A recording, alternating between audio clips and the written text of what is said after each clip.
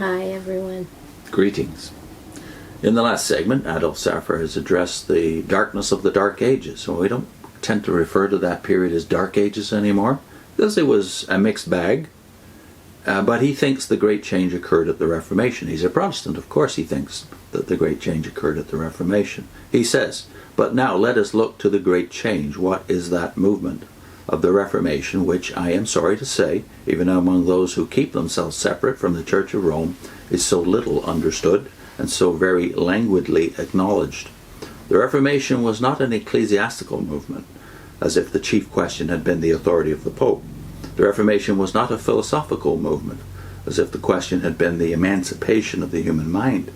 The Reformation was not a political movement, as if its chief importance had been the introduction of liberty into the kingdoms of Europe, tyrannized over as they had been by the papacy. The Reformation was the power of the Holy Ghost and nothing less. That selfsame Spirit who had been in the Church, who had watched over the Church all these centuries, notwithstanding her darkness and her apostasy. So it's very clear he believes that the Holy Spirit was in the Catholic Church and the Eastern Church before the Reformation. That same Spirit was now working mightily in the hearts, consciences, and minds of many men, and this was the great question that was engrossing their thoughts. How can we have certainty of salvation and of communion with God? That had been the question for centuries in the Church, and no clear answer had been given to it. Nothing will teach a man but the Holy Ghost. No experience, no reading, no knowledge, no tradition. The Holy Ghost alone glorifies Jesus. We can do nothing. When the Holy Ghost comes, it is then the time for us to yield ourselves to Him. Augustine, from his own experience, and by the teaching of the Holy Ghost, knew the power of sin and the utter impotence of nature to enable a man to save himself. He also knew the power of grace. Bernard of Clairvaux entered still farther into the truth as it is in Jesus. At first sight, it might appear that he was rather departing from the doctrine of justification. He started with this point, quote, "We can do nothing pleasing to God unless we are branches grafted in the vine." End of quote. That was the fundamental idea of the good of medieval mysticism, that there is nothing good in thought, word, or work unless it be wrought out by the influence of Jesus Christ himself. But then he entered into this question, quote, "How can I be a branch of the vine if I have not the assurance of the forgiveness of sins? The feeling of dread and fear is a barrier between me and Jesus." End of quote. And therefore, much more clearly than any of the church teachers did Bernard of Clairvaux say this.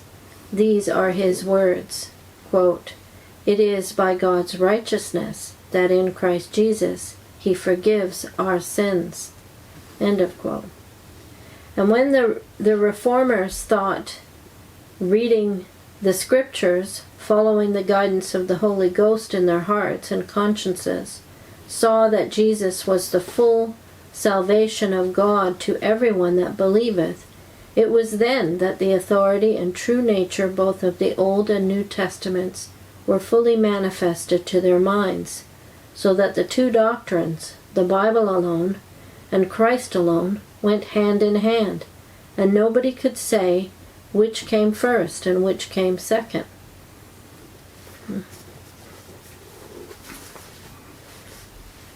They really came simultaneously. It was by finding God in Christ that they found that the Scripture and the Scripture alone was the Word of God.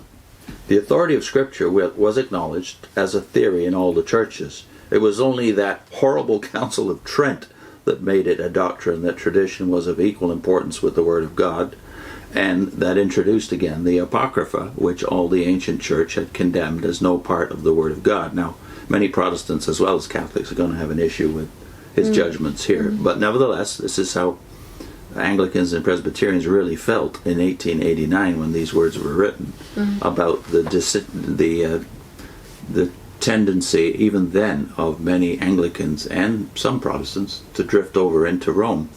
So, yeah, it was acrimonious time. He goes on, during all the centuries preceding the Reformation, there was not the slightest dispute as to the fact that the Scripture was the Word of God and the only authority. There is a very wonderful illustration of this in one of the splendid manuscripts on parchment preserved in the library in Paris, a manuscript of the orations of Gregory of Nazianzen, who was an Eastern Father. There is frequently an illustration at the beginning of a chapter. One represents the Council of Constantinople in the year 381. It met to judge the doctrine of Macedonius about the procession of the Holy Ghost and of Apollonius about the will of Christ.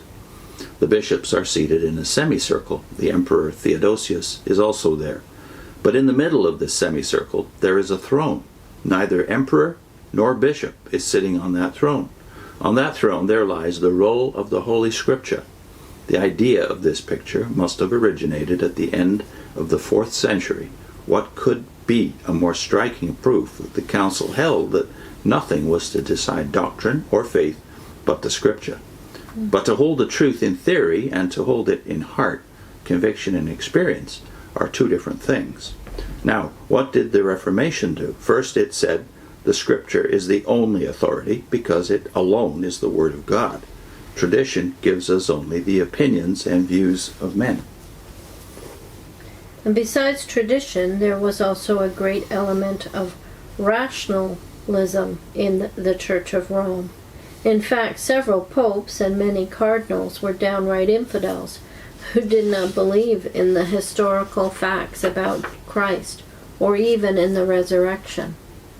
Martin Luther said, and I do not think he ever said anything better or more important, quote, "The Church of Rome is founded not upon the rock of Scripture, but upon human reasoning.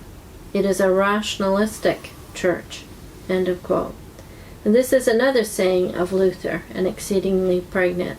Quote, "Up to this time, we have been taught in our schools and colleges that nobody can be a theologian unless he begins with Aristotle." End of quote. That is, with metaphysics. Well, then he continues, "And I say that nobody can be a theologian unless he first gets rid of Aristotle." End of quote. That is to say that Scripture has its own teaching, its own philosophy, and we must not take human philosophy and apply it to the judgment and exposition of the Word of God. The Scripture is the Word of God.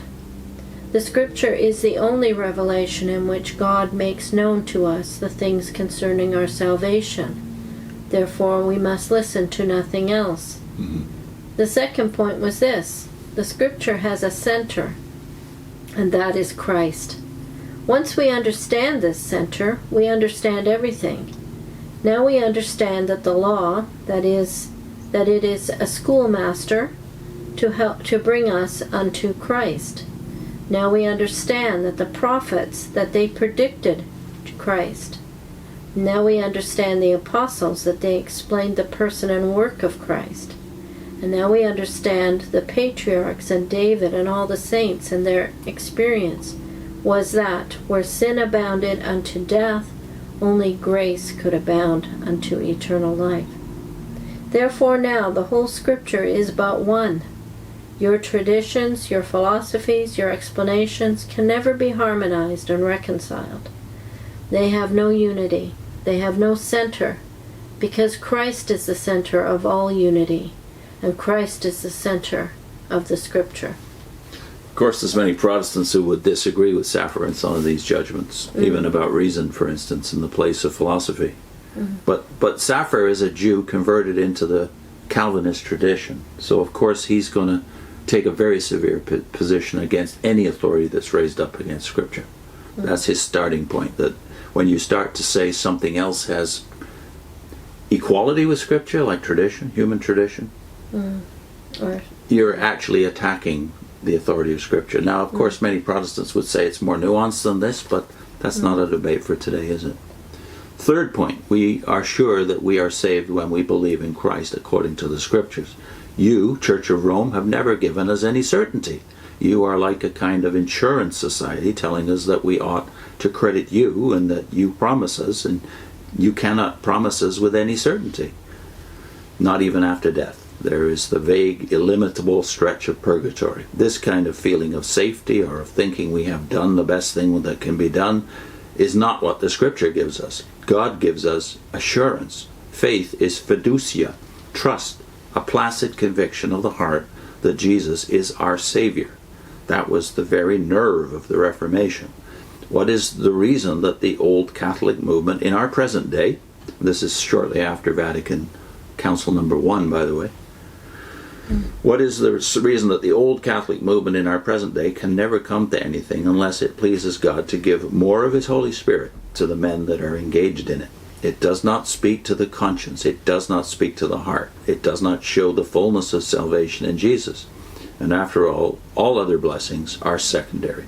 That for which the Church of Christ exists is to stand aside and let the full light and love of Christ flow into the heart of every poor and trembling sinner. Very evangelical sentiment. And obviously he believes, like we believe as ex-cultists from Jehovah's Witness background, that when you put the church here and make it, in effect, a second authority, one of the authorities loses, and it's always the authority of Christ. Yeah. So we're not saved. We're not saved by the church. We were not saved by the organization we were part of. Yeah. So he's not. I would say he's very anti-Rome, but he's not anti-Catholic. He admits that God's Spirit works within Catholicism. Yeah.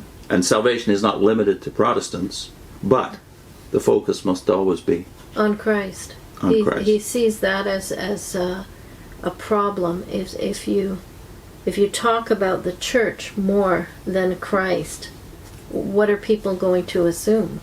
But the gospel, even as Paul put it, the gospel centers around one event.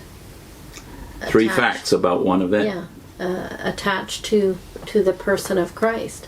What is the gospel? Well, we found out the hard way by being in a cult. The gospel is very simple. Three facts related to one event: the death of Christ for our sins, His being buried, and His being raised on the third day.